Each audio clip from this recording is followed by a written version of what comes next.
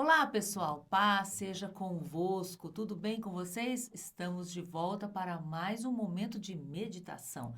E hoje nós vamos começar uma nova série. Nós vamos falar a partir de agora sobre um salmo maravilhoso e o mais longo salmo, Salmo 119. E nós vamos ver cada parte, cada partícula, cada trecho e o que cada mensagem fala com a gente nesse texto maravilhoso, tão longo, com tantos versículos, né? 176 versículos em um capítulo apenas. Então, nós vamos ver pedacinho por pedacinho e cada partícula. Esta série vai ser composta por 22 partes, 22 edições. Então, bora lá, porque tem muito chão pela frente. Vamos começar então falando sobre o Salmo 119. Este salmo, gente, ele é, ele tem uma peculiaridade, porque além de ser um grande, né, nos dois sentidos, ele é um grande salmo, no sentido de palavra, de grande expressão, mas também ele é um salmo longo, grande, de tamanho, né? De quantidade de versículos. E ele tem uma outra marca que é ser escrito em forma de acróstico. Você já viu o que é um acróstico? Acróstico é quando você. Deixa eu falar uma coisa que antigamente, no tempo que eu era menina, que eu era novinha, né? Hoje não sei se a criançada faz isso ainda na escola, né? Porque no meu tempo o pessoal tinha outros costumes, outras brincadeiras. Então a gente pegava um nome e fazia tipo uma poesia do nome da pessoa amada. Então, se você pegasse o nome de uma pessoa lá, vou pegar o meu nome, Edelba, e colocasse ela é especial, dedicada dedicada e de novo, é, elegante. Olha, eu falando bem de mim mesma. Enfim, entendeu como que é a ideia do acróstico? A cada letra você vai fazendo uma frase, ou no caso da Bíblia, é feito um trecho. De que palavra? Não é uma palavra, é o alfabeto hebraico. Então, de cada letra do alfabeto hebraico, foi feito um grupo de versos, de versículos, de 8. Cada um deles tem 8 versículos que falam de um tema. Cada grupo de 8 vai falar de um tema, dentro de um tema central, né?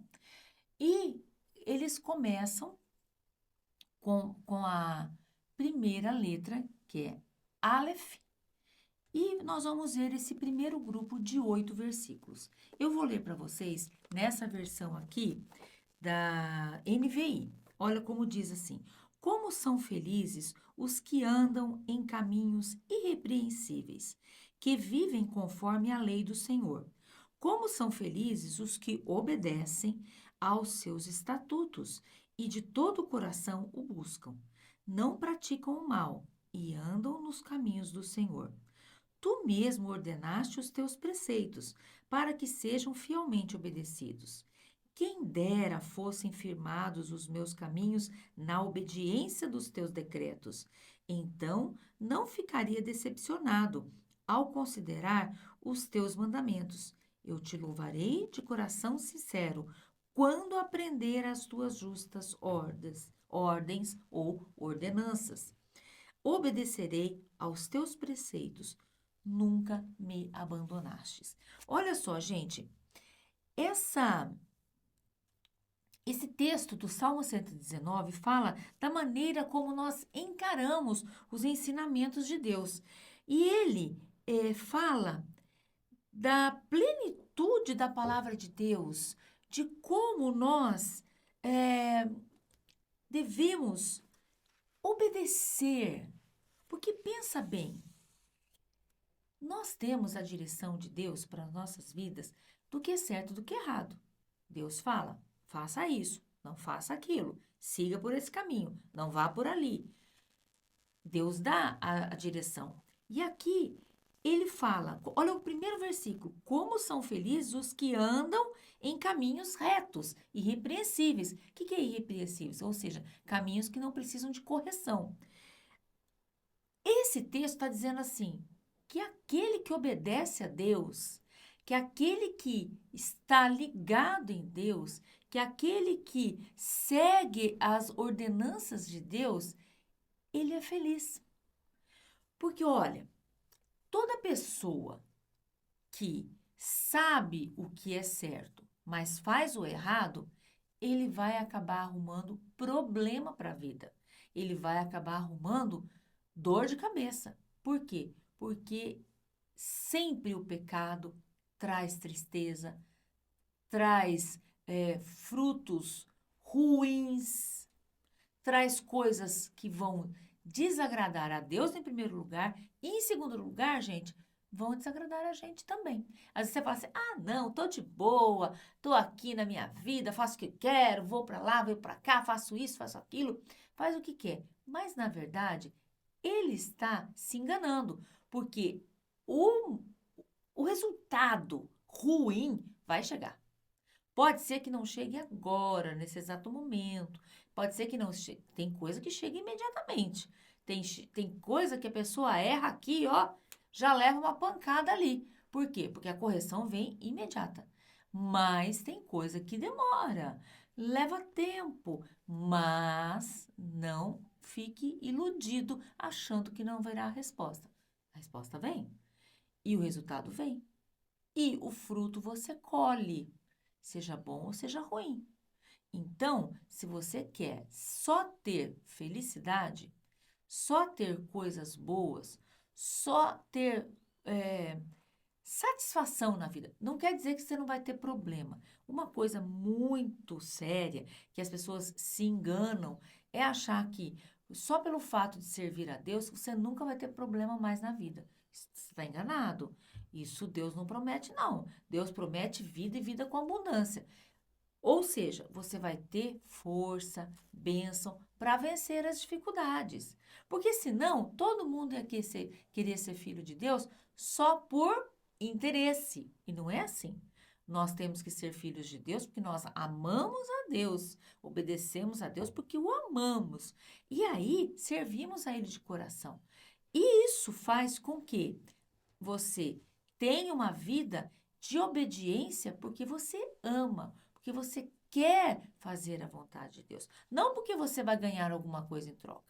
Mas quando você desobedece, peca, faz alguma coisa errada, anda por caminhos maus, o resultado vem. Seja agora, seja amanhã, seja daqui 10 anos, não interessa.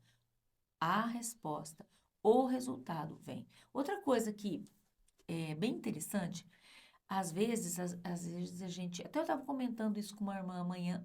Amanhã, olha, estou parecendo criança quando fala, quando troca o tempo. É, a- amanhã eu fui. Você já viu criança falar assim?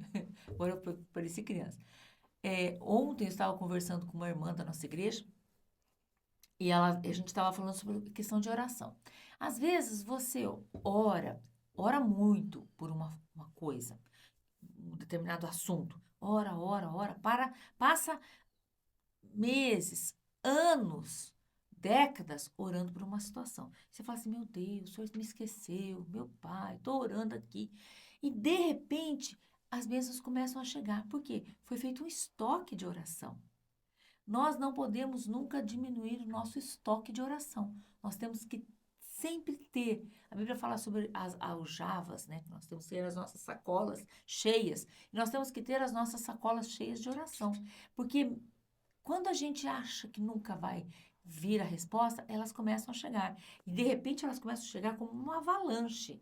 E elas vêm chegando e elas vêm chegando. Por quê? Elas vêm em resposta a uma vida de oração. Então, não desista, não desanime. Se você orou um dia, 2 dias, 3 dias, 4 dias, um mês, um ano. Não desanime, continue orando, porque a resposta vem.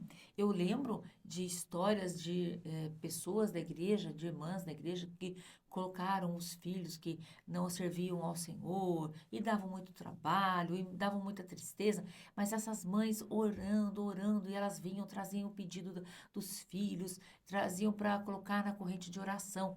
Pedindo oração, e não desanimaram, oraram a vida inteira, e até que chegou o dia que o Senhor respondeu, e aquele filho veio para a presença do Senhor, deixou a vida ruim, deixou a vida má, deixou a vida de vício, de tanta bagunça, de tanta coisa errada, passou a viver uma vida reta, uma vida certa, correta.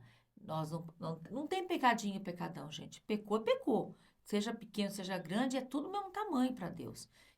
Pecado é tudo igual, mas nós temos que saber que nós temos que ter uma vida reta diante de Deus. E essa mãe orou por essas mães oraram por esses filhos e eles chegaram na presença do Senhor, porque elas fizeram um estoque de oração.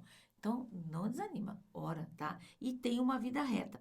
Deixa eu ler para vocês agora numa outra versão, essa é a versão aqui mais clássica, ela diz assim, olha, bem-aventurados, olha o que diz, essa versão, essa é da Bíblia Shed, diz assim, ó, ele fala sobre a excelência da lei divina.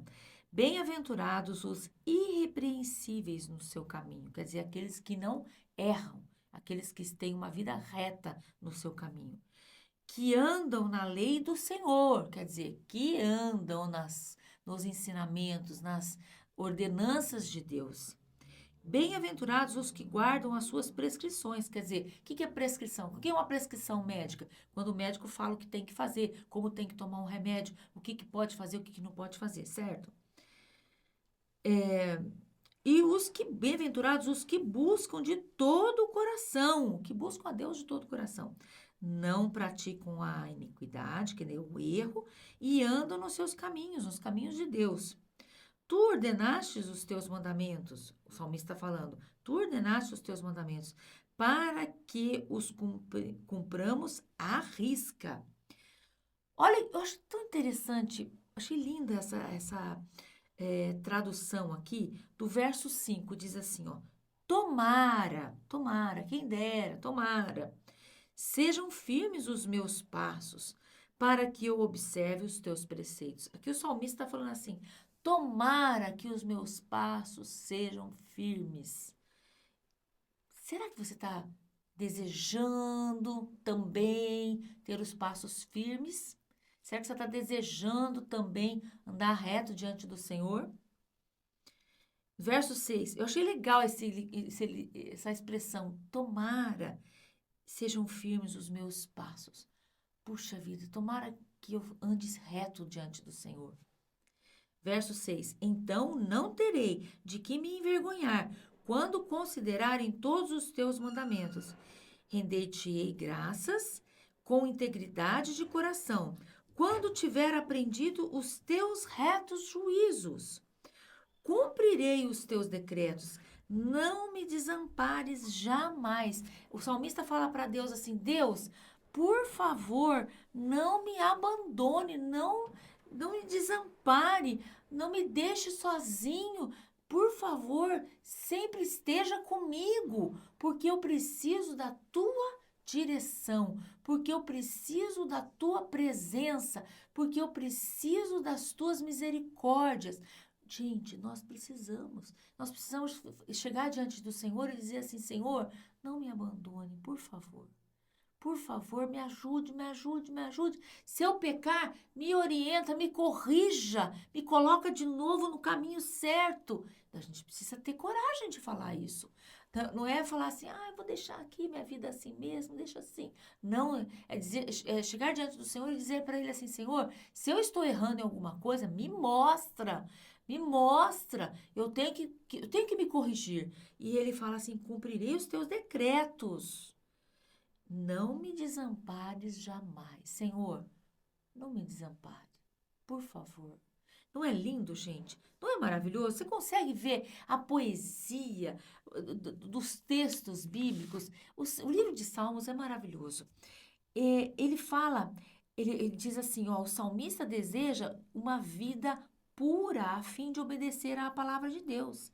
E obedece à palavra a fim de ter uma vida pura. Quer dizer, ele deseja ter uma vida pura para obedecer à palavra de Deus e ele obedece à palavra de Deus para ter uma vida pura. Ou seja, tanto lá como cá, indo ou voltando, sempre obedecendo à palavra de Deus para ter uma vida pura, tendo uma vida pura para obedecer à palavra de Deus. Sempre fazendo tudo para andar em retidão diante do Senhor. Então, veja só, agora eu vou ler numa última versão aqui. Gente, nós temos várias versões, tá? Eu selecionei, eu sempre trago 2 ou 3 versões, porque é gostoso a gente comparar, né? Comparar os textos. Eu vou ler nessa a mensagem, que é super mega atual, né? O que é atual? Ela é colocada com palavras no nosso dia a dia, mas é a mesma Bíblia, tá bom? Não foi mudado nada, não foi tirado nem acrescentado nada, tá bom? Então vamos lá. Salmo 119, 1 ao 8. Diz assim, ó. Você é abençoado. Eu vou fechar essa palavra com esse texto. Você é abençoado. Com essa tradução, tá? Você é abençoado quando se mantém na rota, caminhando firme na estrada revelada pelo Eterno. Eterno quer dizer Deus. Você é abençoado quando segue suas orientações, fazendo o melhor possível para encontrá-lo. Isso mesmo, você não anda a esmo, quer dizer, aí de qualquer jeito, sem uma direção. Você caminha em linha reta pela estrada que ele designou. Tu, ó Eterno, prescreveste o modo de viver, o modo certo de se viver. E agora esperas que assim vivamos. Ó, que meus passos sejam estáveis no curso que estabeleceste. Assim não terei nenhum desgosto. Olha só, aquele que anda reto diante do Senhor não tem desgosto, tá bom? Não terei desgosto ao comparar minha vida com o teu conselho. Eu te agradeço por falares diretamente do teu coração. Assim, aprendo o padrão dos teus justos caminhos. Vou cumprir as tuas ordens. Portanto, não me abandones. Olha o que o salmista diz: Senhor, eu vou cumprir as tuas ordens. Por isso, não me abandones. E eu quero finalizar falando disso. Você está já falando para o Senhor: Senhor, eu vou te obedecer. Senhor, eu vou seguir à risca tudo que o Senhor tem mandado, tudo que o Senhor tem ensinado, tudo que o Senhor tem pedido da minha vida. Vou seguir, vou obedecer. Mas não me abandones, por favor. Por favor, não me deixe pelo caminho. Me leve junto, faça eu andar na tua retidão. Me ajude. É assim que você está falando com Deus com respeito à sua vida? É assim que nós precisamos fazer.